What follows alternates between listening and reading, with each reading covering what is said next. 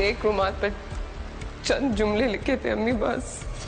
जामी भाई भी हैं कंजूस ही, पता है क्यों? और मुझे बगैर पैसों के भेज दिया, जाओ तस्वीरें ले आओ। उफ अल्लाह, कितने हैंडसम है जामी भाई।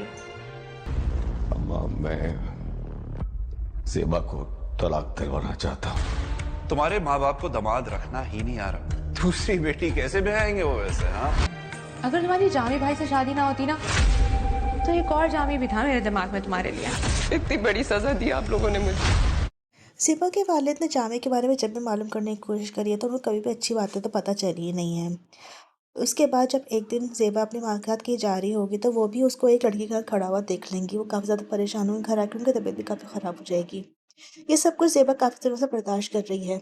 अब वो एक दिन अपनी माँ से ये गिला कर ही बैठेगी कि आपने एक रुमाल के ऊपर कुछ लफ्ज़ पढ़े और आपने भी ज़िंदगी का इतना बड़ा फ़ैसला कर दिया। आप लोगों ने मेरा अच्छा नहीं किया। ये सब बातें जब वो अपनी माँ से कर रही होगी तो ज़ेबा के वालिद भी सुन लेंगे। वो तो पहले ही बहुत ज़्यादा परेशान है क्योंकि वो कुछ भी नहीं कर पा रहे, क्योंकि उन्होंने एक गलती करी कि उन्होंने जामे के बारे में कोई मालूमात नहीं करी और बेटी की शादी कर दी।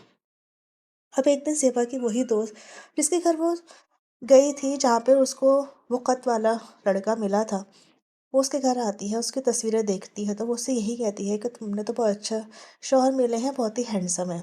फिर वो उससे यही कहती है कि तुम्हारे इस जामे से रिश्ता नहीं होता तो मेरे दिमाग में एक और जामे भी मौजूद था। ये सब कुछ सुनकर ज़ेबा उससे कुछ कह ही नहीं पाती, क्योंकि उसकी ज़िंदगी इस जामी की वजह से ही तो मसले में अटी के है कि उसका नाम जामी था और जिससे उसकी शादी हुई उसका नाम भी जामी है।